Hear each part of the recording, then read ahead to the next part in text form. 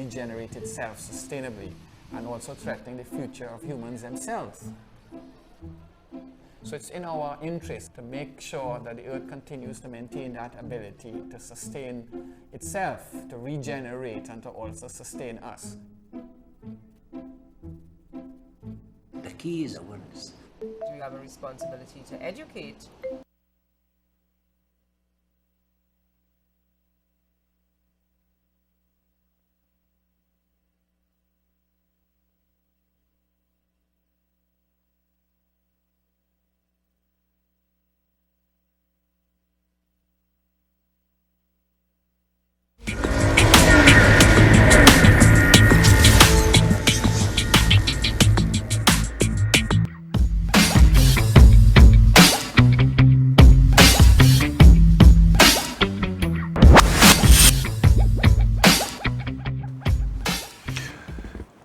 Good evening, viewers, and welcome to Spot On with Jerry McFarlane. I'm your usual host for this program, and we come to you from the studios of Channel 5 in Signal Hill in lovely Tobago.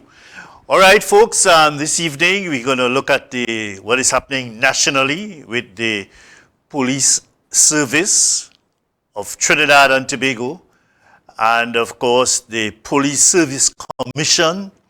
We're going to look at the Commissioner of Police and his situation, where he finds himself in now. We look at some allegations of maybe bribe, only allegations, bribe for gun license, scandal that is seemed to be hitting the police service. And we're looking at the situation where the Minister of National Security is saying that the Commissioner of Police is no longer commissioner, but he's a civilian. Somebody else is acting in the position. So the Commissioner Griffith, or former Commissioner Griffith, if I should quote the Minister of National Security, is no longer commissioner, but he is civilian. So to introduce someone for us to talk about this debacle, and the topic this evening is Gary Griffith, Commissioner of Police or civilian? And we look at the whole story surrounding this matter and see if we could shed some light on the issue. And we have very distinguished and notable, reputable international attorney at law in great demand. All right, so I understand we have Martin George with us. Martin, you hearing me now? Good evening to you, Jerry, and good evening to your viewers on Tobago Channel 5. And speaking of international, I always hail and laud the international audience that Tobago Channel 5 has. I know there are persons who listen to you in Scandinavia, in Switzerland, in Germany, all over the continent of Europe. You have listeners and followers everywhere, Australia, Switzerland, New Jersey. You have followers everywhere on this Tobago Channel 5. So keep up the good work you guys are doing. Yeah. And all this beautiful language that you're using there and talking and promoting Channel 5. I'm sure you have contacts in all those places who give you feedback. Yeah, well, the thing is, Jerry, this has been such an imbroglio that, I don't think there's any way that the current members of the Police Service Commission can come out of it unscathed, unfortunately. And that's a tragedy because, we must always try to build up and support and preserve our institutions because that's what make, for the building blocks of civil society. So our democratic institutions and our constitutional appointed bodies, we must always treat them with a certain level of respect. However, that level of respect also demands a certain level of professionalism from them and a discharge of their duties in a manner that will inspire confidence from the public. At this point, I don't think that is the case with the currently constituted Police Service Commission. You've seen the polls, you've heard from the public, you've seen all over social media the calls for the members to resign and step down. I saw one member today heeded the call and Mr. Courtney McNeish tendered his resignation.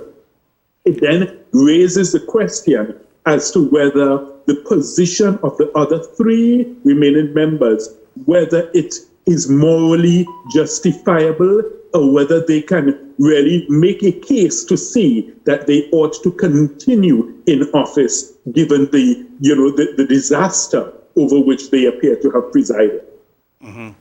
You think they themselves responsible for this debacle or disaster that you want to call it, the Police Service Commission, or is it that other people are throwing fuel into the fire and contributing to this sort of thing? Or do you think that even the commissioner or maybe the civilian Griffith, whichever one you want to call him, maybe is contributing to all of this as well and making confusion and making comments and disparaging comments? And you talked earlier about being disrespectful. I find it a bit disrespectful as he spoke to about the minister and how the minister can't send him home. You want to just take a quick audio of his comment. Let's take a quick look at that, Martin, and we get back to you. Sure. All right.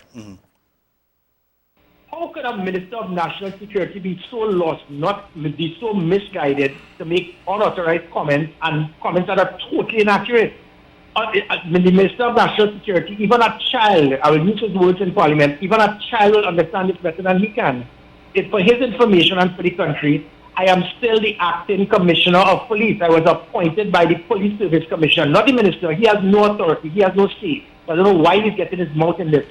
The Police Service Commission appointed me to act as the Commissioner of Police with effect from the 17th of August until a substantive position is filled, whoever that may be. Until then, I hold that position. When I went on leave, I was still the acting Commissioner of Police, but I went on leave and Mr. Jacob acted in my absence. It is no different, gentlemen. So when Stephen Williams was acting Commissioner of Police for 6 years and he will go to Australia for a month or go wherever, somebody will act in his absence, but he was still the acting Commissioner of Police because that is what was given to him by the Police Service Commission. So I'm still the acting Commissioner of Police in the same way when I went on leave from the 6th to the 20th of September. After the 20th of September, I am still the acting Commissioner of Police who is on leave. So in total contrast to the misguided, inaccurate and false statements by the Minister of National Security, I am not a civilian and he needs to stay in his crease and stick to what he may be good at, whatever that may be. Yeah, you see the kind of fuel to the fire that you're talking about and the language that is being used, Martin, with respect to this matter? Yes, well, the thing is, I mean, it's clearly inflammatory language. That's how I would prefer to describe it. And maybe it's designed to try to provoke a reaction. And of course, it would be up to the minister to determine how he responds. You know, Jerry, I've always said that in circumstances such as that, you know, you can't determine how someone may approach you, but you can always determine your response to it. So, you know, in circumstances such as that, I would always advise persons and, you know, persuade them, if I could, to take the moral high ground, because you don't ever want to get down in the gutter if it is that you are holding an office such as a minister, and particularly an important one as the Minister of National Security. So, I mean, I guess we'll wait to see how Minister Hines reacts to it, because I think that definitely it was designed to try to trigger a reaction in that sense. But separate and apart from that, there's so many issues and so many moving parts in this scenario, Jerry, because there's the question of how did we come to this unhappy state of affairs in the first place? You had this scenario where the commission would have known that the 3-year contract was coming to an end. So if it is that you knew you had to start a new process, then it seems that, you know, advanced planning ought to have taken place to ensure that you were in a position of readiness to execute that duty. Now, in fairness to the commission, and I always like to be fair and balanced in all my contributions, they were thrown a curveball by the government when the government brought out this hastily drafted and hastily crafted legislation in the legal notice that was issued in June, you know, where they changed the process. So therefore, the commission would have been, you know, put in really a difficult position, because you now have to embark upon a different process than what you would have been accustomed to previously. However, notwithstanding that, there certainly appear to have been several unforced errors by the commission in terms of the way they handled it. Because you ask yourself, if it is that you had the incumbent also vying as one of the candidates for appointment to the same office, vying along with others, then when you had this issue of the end of his contract and you felt, well, okay, he's no longer commissioner of police, then why would you choose him as the person you want to reappoint to act? In other words, you have 3 substantive deputy commissioners of police from whom you could have chosen, and you could have avoided a lot of the messiness and unease and discomfort which has resulted. Because now you have scenarios where the Minister of National Security is saying, well, he's no longer commissioner, he's no longer acting commissioner, in fact, he's just a civilian. And then you have Mr. Griffith firing back and saying, well, I am acting commissioner because they have appointed me to act as commissioner. And, you know, this thing is playing out in the public space and just eroding the confidence in the institution of the Police Service Commission. That's right. Then you have Mr. McDonald Jacob, who is actually acting as commissioner, sitting in the office, and he's probably wondering what on earth is going on. Because, I mean, this is the theater of the absurd, Jerry. That's the only way one can describe it. You would not think that this is a real country or this is a real place, you know, the way these things are happening. Mm-hmm. But, you know, you spoke earlier, too, about the contract coming to an end, and they should have known what is required in terms of appointing. They did the evaluation of different persons and so on. And one got the impression, just getting the impression that Gary Griffith did well or did better than the others. That is the impression that some people got. And in the meantime, when all of that, well, when they were maybe were about to finally confirm him, there were reports about allegations of bribe for firearm users' license. You know, I'm not saying anything, Gary Griffith's name was called in that, but of course he's the Commissioner of Police, and the final license had to be signed off by him, of course. And there was this accusation. And then you had the point where former Justice Stanley John was appointed to look into this and related matters, and was having discussions with the Commissioner of Police then, Gary Griffith. So you don't think it was absolutely necessary, given the situation? You're about to appoint somebody as commissioner, maybe, and in the middle of that, you have some allegations coming to the fore from, and maybe investigations done by Stanley John. You know, it put the police service commissioner, they kind of tied their hands. They didn't want to do that, appoint the man formally, and then you have this investigation to deal with. Well, I mean, Jerry, I don't know if you have inside information. I don't, so I can't speak to what would have motivated them in their decisions. But what I could speak to is the law. And of course, if it is that as a police service commission, a constitutionally appointed body, if serious information comes to you as to allegations which may impact either directly or indirectly. So in other words, it doesn't necessarily mean that that person has to be the direct subject of your investigation, but it can impact tangentially and indirectly. Then, of course, the Police Service Commission has a duty and a constitutional responsibility to investigate such and to make sure that, you know, everything is cleared before they proceed to make any appointment. So in that case, they were totally correct to investigate.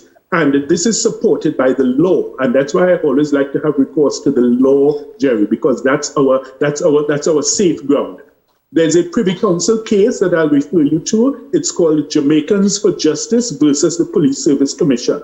It's a case arising out of Jamaica, and it went all the way to the Privy Council. So it's a decision that is binding on us here in Trinidad and Tobago for the principles which the Privy Council lords espoused. And in that case, I'll just give you a little history on it because it's important to look at, you know, if you see any parallels. In that case, there was a candidate, Superintendent Hewitt, who was vying for top office within the Jamaican Constabulary Force. And the group, Jamaicans for Justice, they brought information to the attention of the Police Service Commission in Jamaica saying, listen, there appears to be a very uncanny link between a high number of extrajudicial killings and the work of Superintendent Hewitt and his task force within the police service. So in other words, it seems like, most times when there was an extrajudicial killing, his unit was involved and he was leading the unit at the time. And they said, listen, this is something that must be investigated by the Police Service Commission before you consider him for appointment to top office. The Police Service Commission in Jamaica, they said, listen, okay, we'll look at it. And they gave a cursory, examination of the issues. And they said, well, look, they can't do no more because they didn't have the resources or the personnel to do any extensive investigation. The group said, no, that's not good enough. You need to do more. And they took the matter to court. It went to the Jamaican High Court. It went to the Jamaican Court of Appeal. The group Jamaicans for Justice, they lost in both instances. However, at the Privy Council level, the Privy Council said, no, they are correct. The Privy Council said, listen, you as the Police Service Commission, you have a constitutionally appointed duty to investigate such. And if you yourself don't have the resources, then you co-opt the resources. So in other words, you then get persons who you can advise or, guide and say, listen, please do an investigation.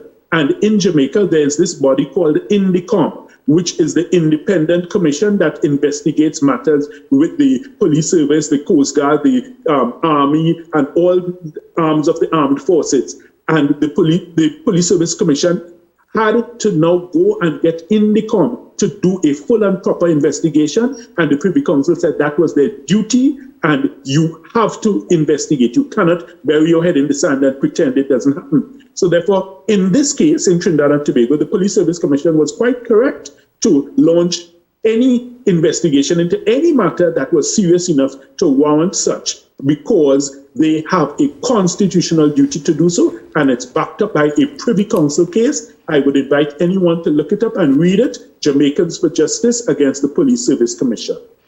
But Martin, who asked Stanley John, I don't know if that is official or not, but who asked former Justice Stanley John to do this investigation that went on and seemed to have influenced decision-making with respect to this matter? From what has appeared in the public space, it would seem that there are suggestions that the Police Service Commission did ask him to do that investigation. But then you look also, Jerry, at even the letter that appeared in the public domain, which was supposedly a letter from the former Justice of Appeal, Stanley John. And that letter, I think, is rather unfortunate. Because if you are the investigator in such a circumstance and someone queries the terms of reference or ambit of your authority for the investigation, then I would have thought a more prudent course of action, particularly, from somebody who has held high judicial office, would have been simply to say, listen, refer your queries to those who appointed me. They will be able to explain to you the full ambit of what they gave me and what they want examined. End of story. But it appears that Justice Stanley John, former Justice of Appeal Stanley John, condescended to particulars and gave details, which then turned out to be, what the person asking the questions was seeking. And then now that same letter was weaponized and turned into a weapon to be used against the very PSC that had appointed Justice Stanley John to do the investigation. So, as I say, there have been errors and missteps all along, and, some of them, I think, have been really unforced errors, which have spun this thing into what is now really a national crisis.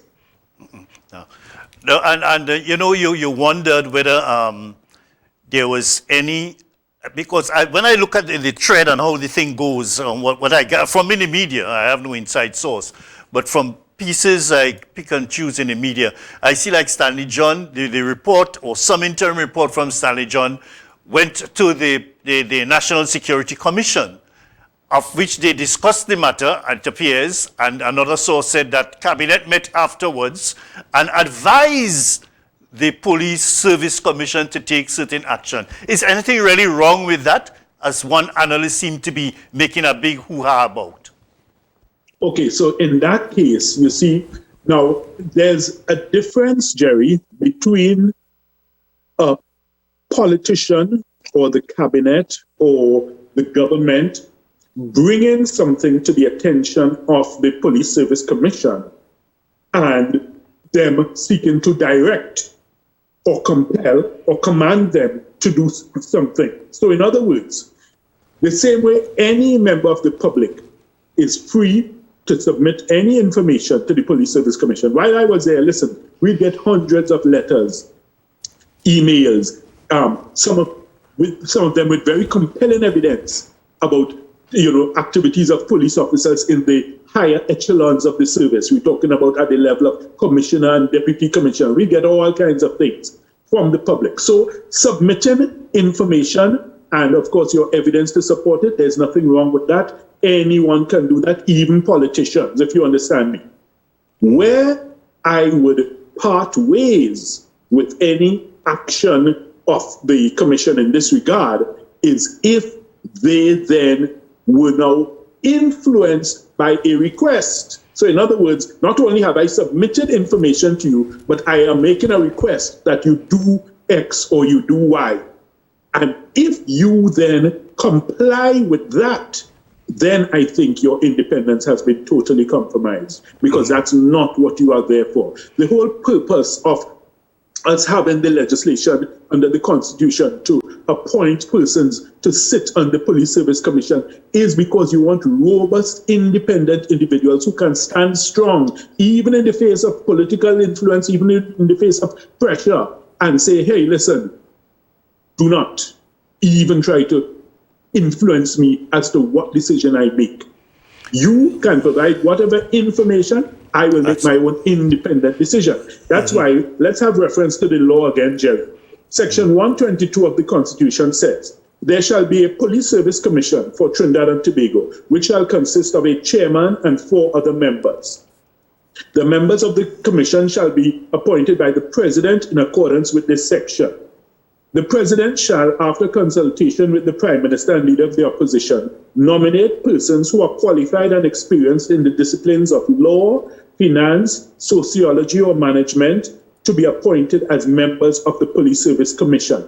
So therefore, we have a scenario where the legislation is very clear under the Constitution that, look, you want to have a certain range of disciplines, so that way you have a mix. And of course, you want a robust, independent body. Let's not forget the matter which was brought in the High Court by Reginald Dumas, former head of the public service and someone who has been, a very vocal commentator on public issues in Trinidad and Tobago for several years. Remember, Reginald Dumas challenged the composition of the Police Service Commission. He is the one who brought the High Court action for judicial review when he challenged the appointment of 2 then members, that's Roma Saini and James Armstrong. I mean, I think we all know Dr. James Armstrong, a prominent Tobagonian.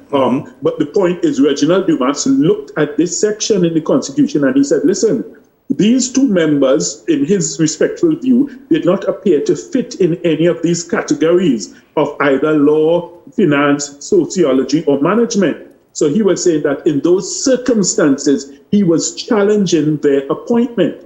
The matter went to the High Court, and Justice Mohammed, who ruled on the matter, he dismissed it on a technicality. Now, on that technicality, Reginald Dumas appealed to the Court of Appeal, and then it had to go all the way to the Privy Council. So Reggie's case went to the Privy Council, and Reginald Dumas, he actually succeeded at the Privy Council, but not on the substantive issue. He succeeded at the technicality. But in that, the Privy Council did make reference to the categories and the requirements needed for appointment of persons to the Police Service Commission.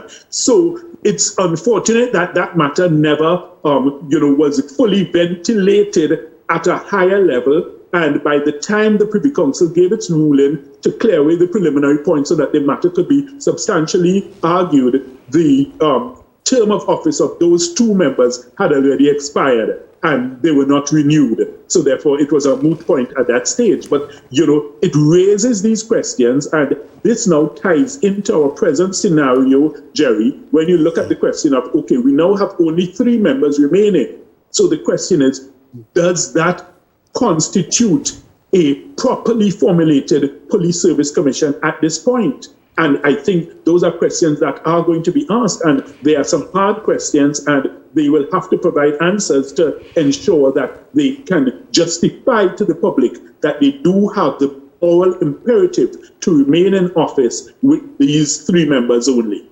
Yeah, and I see it comes down to, in my humble view, it comes down to the decision-making processes, whether they have been followed, or whether as you're about to make a decision, there are other issues coming into the mix that you have to bear in mind and give serious consideration to.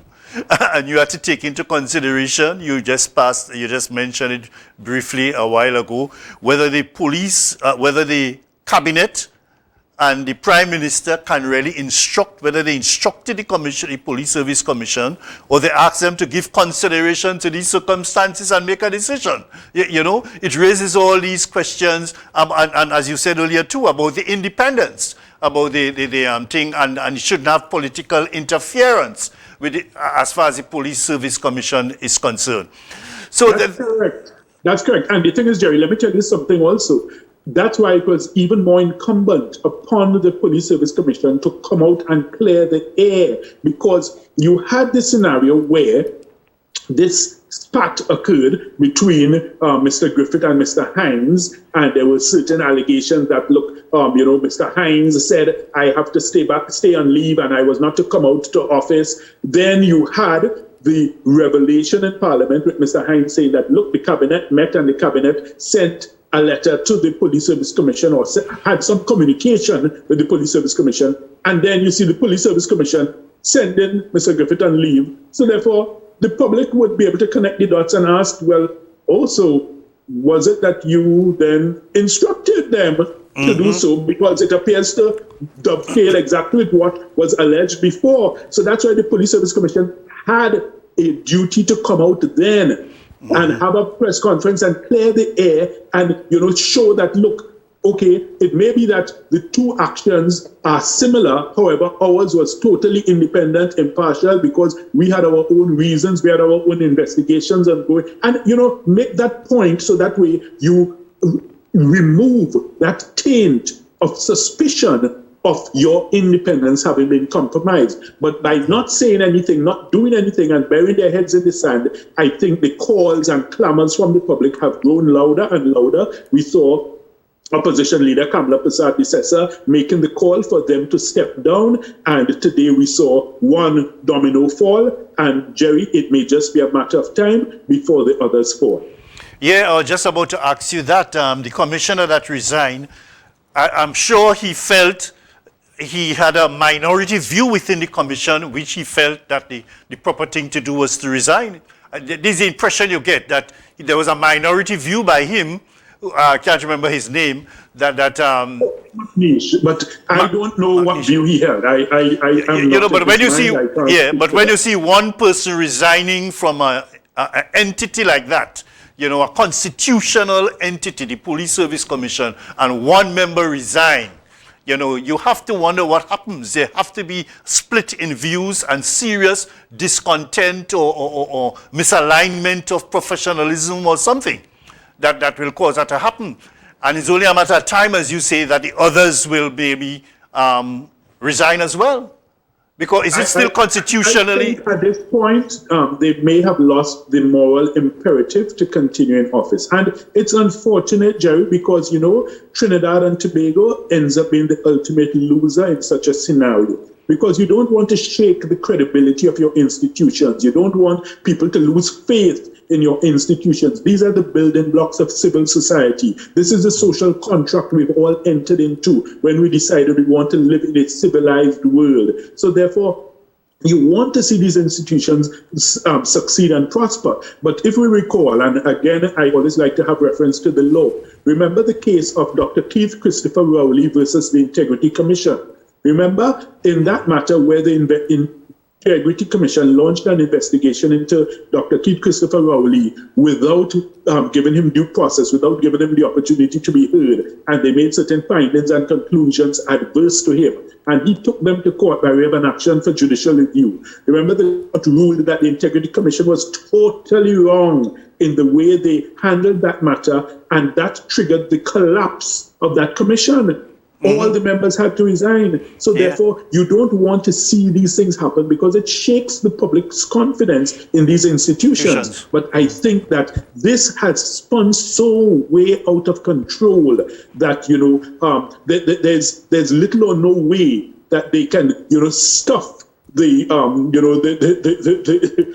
refuse back into the bin anymore.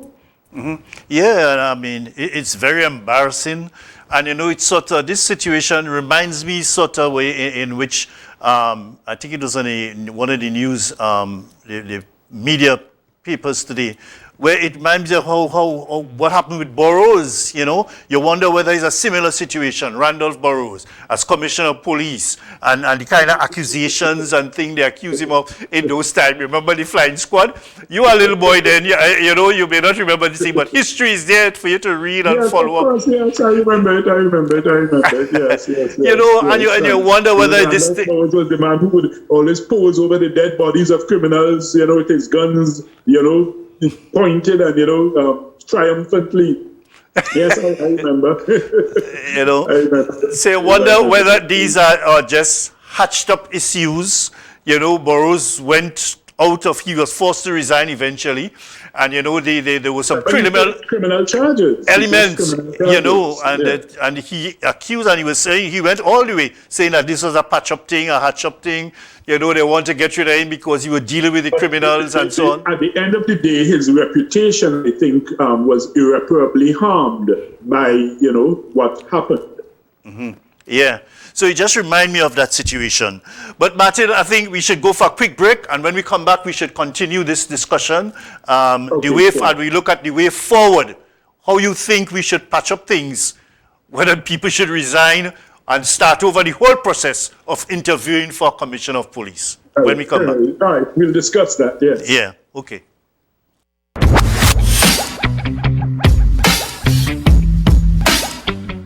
It's our call.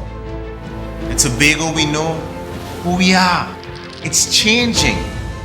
It's our call. Do we let the actions of a few take it from us, or do we act? Call 800-TIPS or go online at crimestopperstt.com. It's an international system. It works and it's anonymous. It's our call. It's our call. Make it.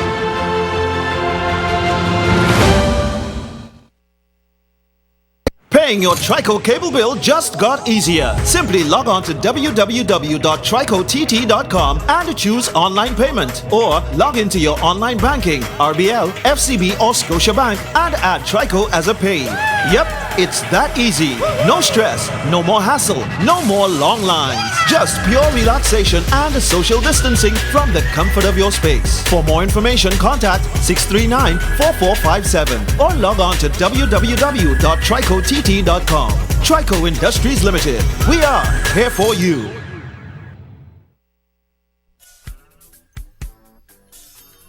I have been a practicing attorney for almost 35 years. So I bring that experience not only dealing with people, but with organizations and institutions. That degree of involvement and participation has allowed me, hopefully, to have a balanced disposition in dealing with issues. We do have fun during the program, especially at times when we are off camera and interesting comments are made.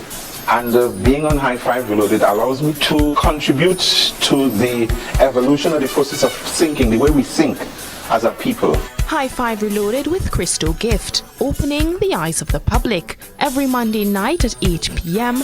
only on Tobago Channel 5. When you need electronics, find what you want quickly at Ted Electronics. We have tons of brand name items in smartphones, tablets, LCD and smart TVs, headphones and speakers. For the best in electronics, check TED. Amazing service and the lowest prices guaranteed. Located upstairs Moosehead Plaza, Bethany Road, Tobago. TED Electronics, your ideal choice for electronics.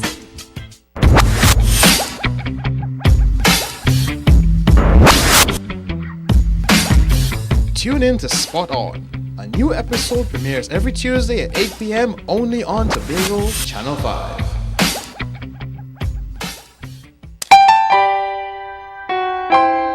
Be viewing Tobago Channel 5 for the live broadcast of the Tobago Methodist Circuit starting from this Sunday and every Sunday at 9 a.m. as they bring God into our homes.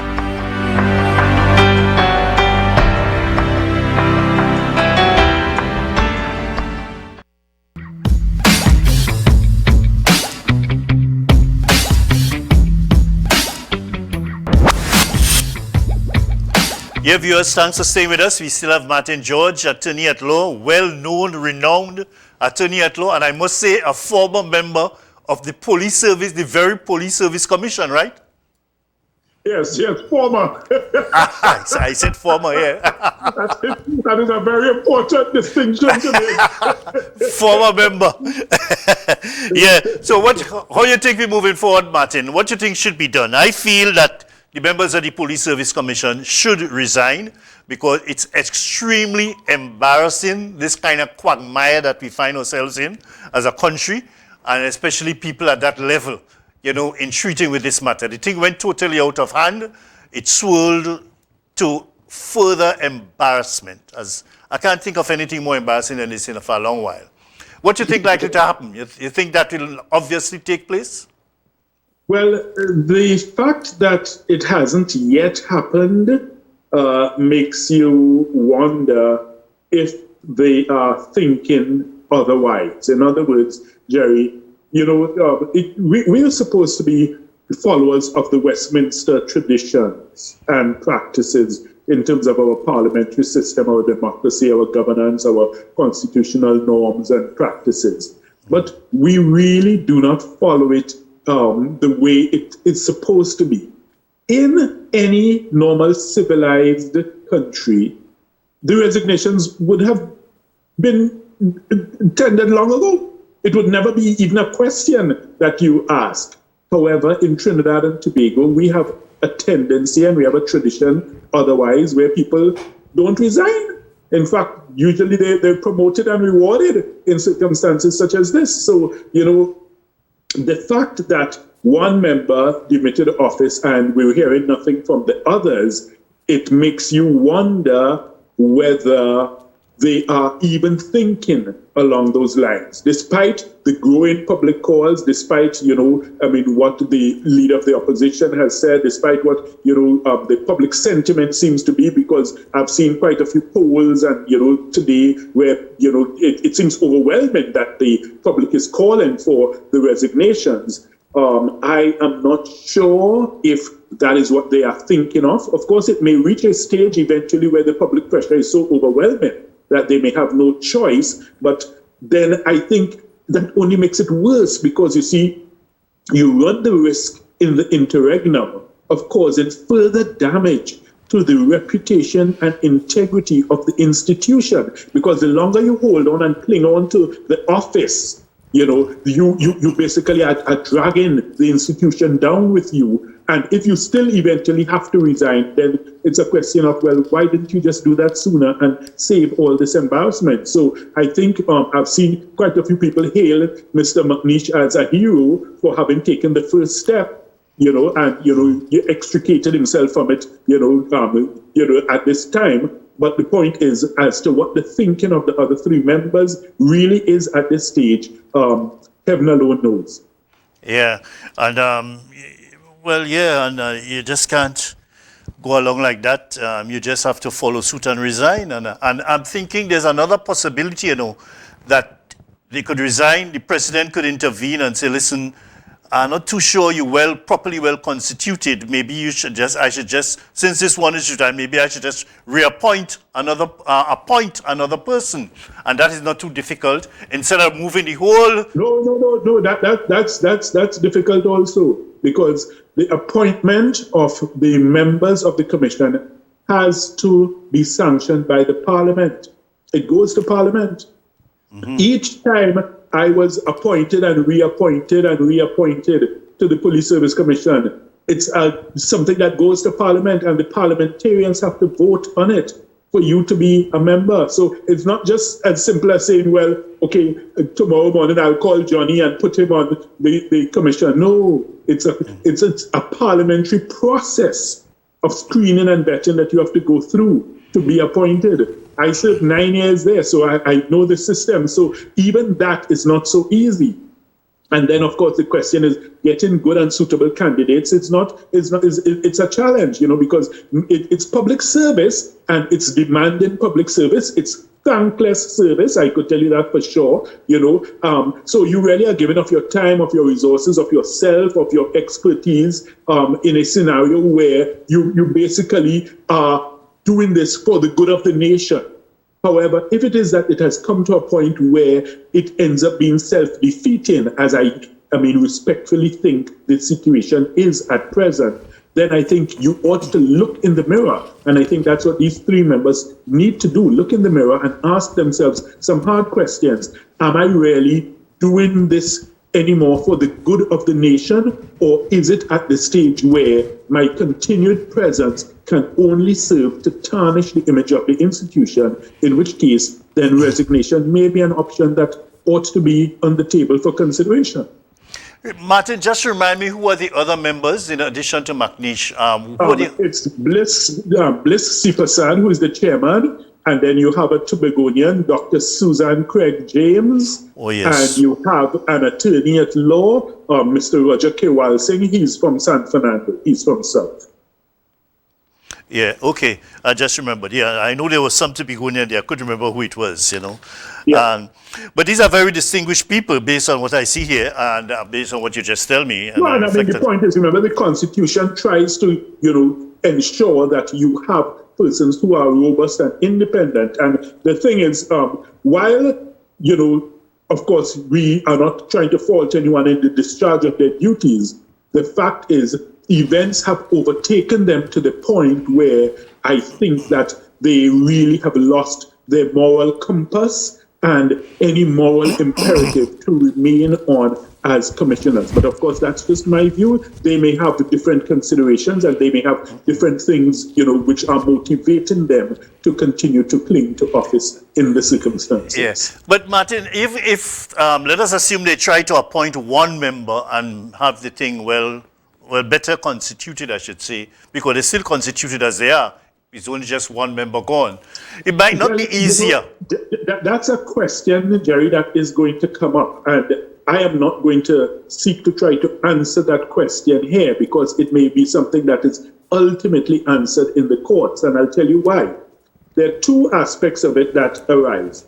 You have the scenario where the Constitution says clearly there shall be a police service commission for Trinidad and Tobago, which shall consist of a chairman and 4 other members. Now, this is a point I have raised previously, and my personal view is that it seems to suggest that without a chairman and 4 other members, you can't have a police service commission. Okay, that's clear. But the reality is, they have functioned in the past with 4 members, they functioned in the past with 3 members, and there's been legal opinion offered to suggest that that's okay once they have a quorum. But we don't have, to the best of my knowledge, a decision of the High Court or the Court of Appeal here in Trinidad and Tobago pronouncing definitively on this in relation to the Police Service Commission. Now, I will draw reference to the Judicial and Legal Service Commission, which is also a constitutionally appointed body. And as I say, I like to remind viewers of the history and of the law. Remember the case of Devant Maraj versus Attorney General, where Devant Maraj, as a social activist, he raised questions and challenged the composition of the Judicial and Legal Service Commission. Okay? And in that matter, which came up before Justice Sipasad, without making a definitive ruling on it in the preliminary part of the application, he did frown upon what appeared to be non-compliance with the constitutional requirements for the appointment of members to the Judicial and Legal Service Commission. And he also granted an injunction staying the appointment of 2 judges who were supposed to be appointed under the direction and recommendation of the then Judicial and Legal Service Commission. And you then had, as a result, if you recall, there were 2 prominent former justices of appeal who then had to tender their resignation from the Judicial and Legal Service Commission as a result. So the thing is, you always have these questions which need to be answered, and I love to look at history, I love to look at law, and I love to use decided cases and authorities to always support and back up anything that I advance in the public domain. And in that circumstance, we have to then ask ourselves, is this present Police Service Commission with the 3 members, is it fully constituted and properly constituted, where you have the Constitution saying that the Police Service Commission shall consist of a chairman and 4 other members? So that's 5. So if you have 3, are you properly constituted? That's a question that may ultimately be decided by the court. Then there's a question as to the qualifications, because you have law, which is covered, I would think, by Mr. Kewal Singh. You have finance, which I think is covered by the chairman, Blessy Prasad. And of course, Dr. Susan Craig, I would imagine, may fall either under sociology or management. So in terms of those 3 disciplines, it would appear that, yes, those are represented. But would 3 persons constitute a fully constituted Police Service Commission? As required by as indicated clearly by the Constitution. That's what is required. That's what I'm reading out here, Section 122. It makes it clear. So I think we have so many moving parts and so many. I mean, can you imagine if someone launches a legal challenge tomorrow morning on that basis? Where does that leave us? You know, I mean, in other words, why continue to have the institution dragged through this type of, scenario? But of course, there are other considerations, Jerry, when you think of the fact that this process, which is always a long and tortuous process, has already been begun by this commission. So if this commission implodes and collapses, what happens to the work that they have done in terms of the interviews, the recommendations, the assessments, and all the things that they would have done? Now, these are things that are personal in the sense that, okay, it's my personal impression in the interview of how you did. I would give my score, the others would give their scores, and you find a mean or an average of those scores. If you have a brand new commission coming in thereafter, can they be held to those scores and those interviews and those figures? Somebody may say, well, hey, listen, I need to be re-interviewed by the new members, so, I mean, it is just, I tell you, Jerry, this is one of the worst, debacles that we have seen here in Trinidad and Tobago for a long while, because I tell you, there's no easy end to this, and this is not finishing now. This is not finishing tomorrow. It's not finishing next week. This is dragging on for a while, and while all this is happening, you have the process already stymied by the High Court injunction, which was granted to Anand Ramasar in his challenge, where he challenged the fact that the Police Service Commission apparently refused to interview him or refused to advance him in the process. And he said that, and he claims in his action that this is on the basis of them saying that he doesn't have enough experience. Again, you ask yourself these questions. I mean, would you really say, I mean, from an objective perspective, that someone such as Anand Ramasar does not have sufficient experience? You ask yourself these questions. I mean, if that is correct. I mean, we haven't heard their response, so of course we have to wait and hear what the Police Service Commission puts in as their evidence in response. But the fact of the matter is, Jerry, that there have been so many missteps, fumbles, and foibles along the way that I think that, any self-respecting person, when you analyze it as objectively, as maturely, as reasonably, and as rationally as you could, you would really ask yourself, am I equipped now with the moral authority to continue here, or should I do the honorable thing and resign? Yeah. So based on what you're saying, it looks like most likely they may choose to resign. And there's where another problem again will start. I was thinking that maybe they could just appoint, the president could take steps to have another person appointed to complete the composition, and that is a possibility, and that may take hold things a little bit together. Of course, they have been tarnished, yes, in terms of how the thing just disintegrated before them. But I think Jerry, let me just clear up for yourself and the viewers, where, people may think, well, all right, it's an easy thing, just appoint some more members tomorrow or appoint a new commission tomorrow. Under the section 122 of the Constitution, it says, the president shall, after consultation with the prime minister and leader of opposition, nominate persons. So this is what I'm telling you. It's not a simple thing. So even when you choose, your list of persons to sit as members of the Police Service Commission, as commissioners on the Police Service Commission, you have to have the president having consultation with the prime minister, with the leader of opposition. So in other words, they may say, well, look, I don't like this person, I don't want this person for whatever reason. So you have a sorting or sifting that may occur in terms of the list even then, in her consultations with the prime minister and the leader of the opposition. After that consultation, then you would nominate persons who are qualified and experienced in the disciplines of law, finance, sociology, or management to be appointed as members. So after that initial screening and sifting, which is done by the president in consultation with the prime minister and leader of the opposition. So in other words, to really become a member, you are going through a very rigorous process, but it's also a time-consuming process. You're not easily chosen to become a member of the Police Service Commission. It's not something that is done lightly. Then you see what happens. The president shall issue a notification in respect of each person nominated for appointment under subsection 3. And the notification is then sent to the parliament. So in other words, your name is then put forth before the parliament. Mm-hmm. Both the government and opposition debate on you as a candidate.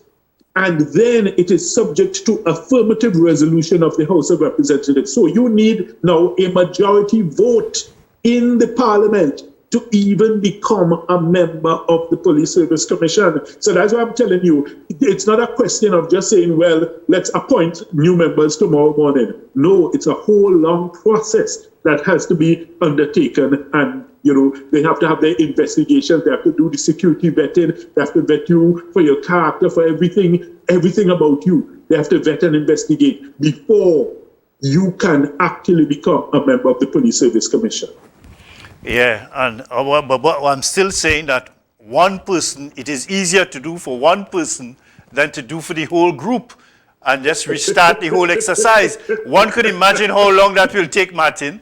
I mean, I'm just saying, in the interest of time, let us try our best. And you know how consultation, Ellis Clark had a nice way of putting how consultation should be. You talk. Well, the thing is, it's actually settled in law. It's not just the wording of what Ellis Clark says. There's actually the case, Jimmy Bain versus Public Service Commission, where it was established and decided what consultation means in those circumstances. Legally, consultation means that the president will discuss with the prime minister and the leader of opposition.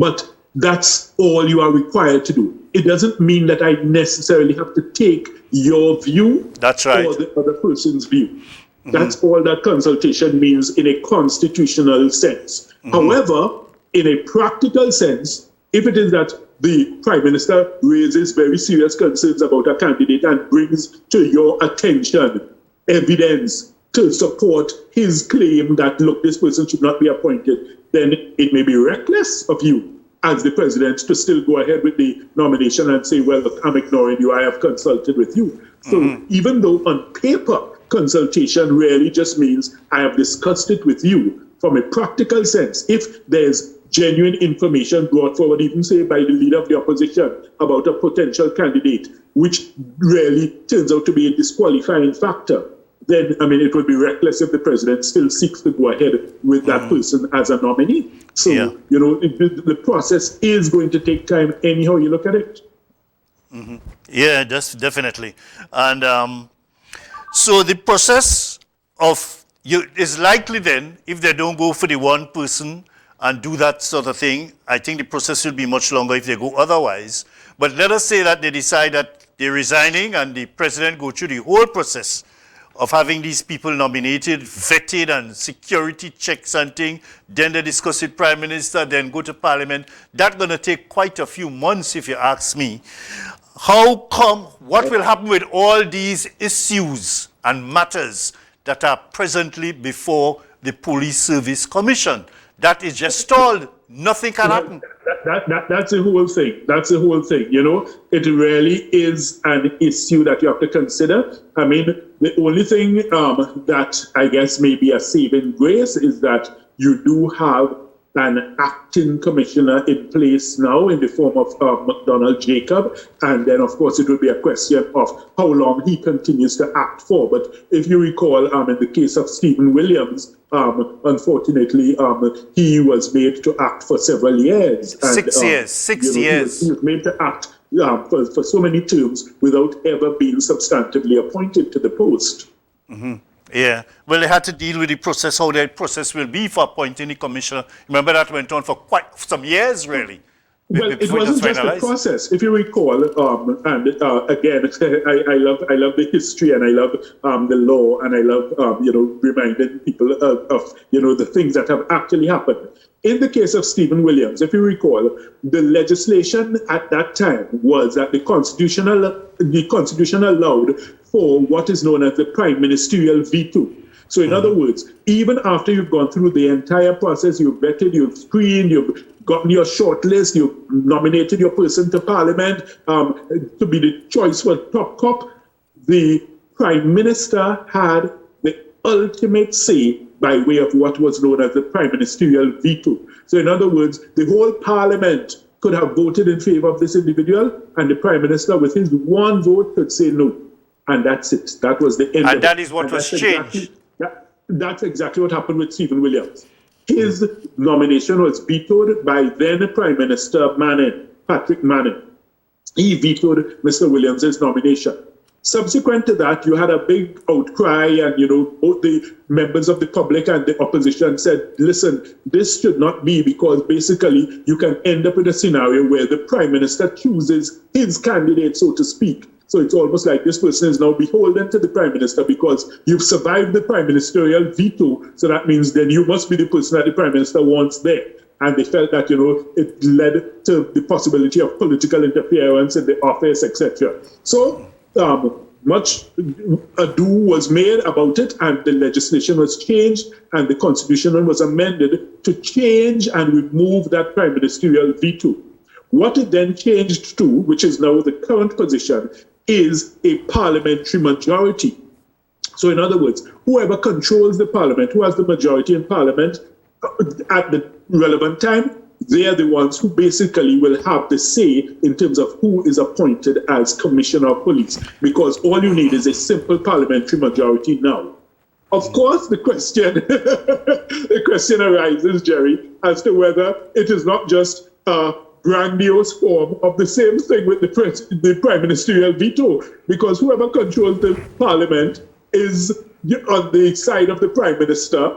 And obviously, in their cabinet discussion, they will decide who they want to agree to or who they want to object to.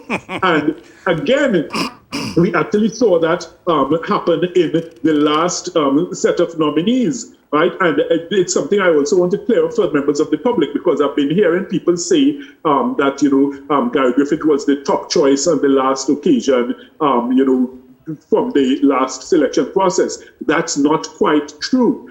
In the last selection process, if you recall, the top name that was submitted, which was the first name on the merit list, was rejected by the government. They used their parliamentary majority and they rejected that person, right? They also sought to impugn the process by which he was chosen, and they voted against that person.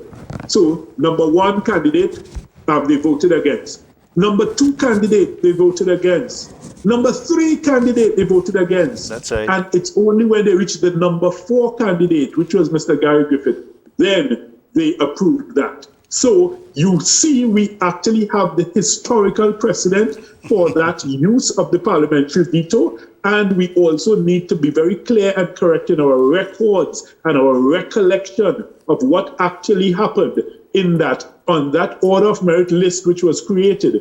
Gary Griffith was not the #1 candidate. He was number 4 on that list. Yeah, that is quite interesting. Martin, the guys tell me that we are out of time, boy. I have so many other issues to discuss with you. But this has been enlightening. This has been an nice, Jerry, for us to have these types of discussions, because I think that this is how we share and exchange ideas. It doesn't necessarily mean that I am right or I or you are wrong, or but at the end of the day, once the public gets the information which they can use to digest and mull over things and come to their own conclusions, because we have raised the issues, we have shown them the law, we have shown them the cases, we have given them the decided authorities, and they now have a good basis upon which to form their own logical conclusions as to what is exactly happening in these scenarios.